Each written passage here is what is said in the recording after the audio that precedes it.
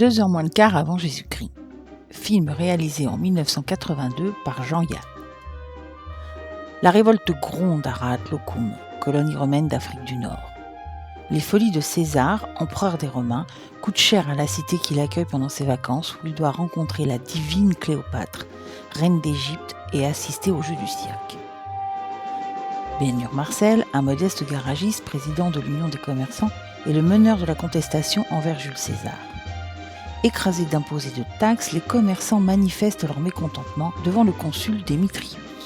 Mais celui-ci leur envoie ses CRS, compagnie romaine de sécurité, et fait procéder à l'arrestation de Bénur Marcel. À la suite de quoi, Démétrius et son conseiller Phocius décident de fomenter un faux complot contre César pour justifier une vraie répression.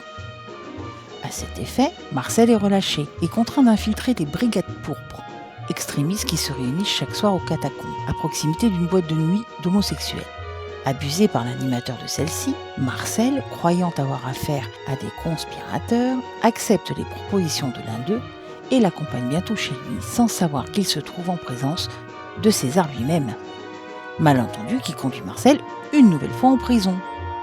Pendant ce temps, le cortège de Cléopâtre, qui fait route pour rejoindre César, est immobilisé à la suite d'une série d'incidents.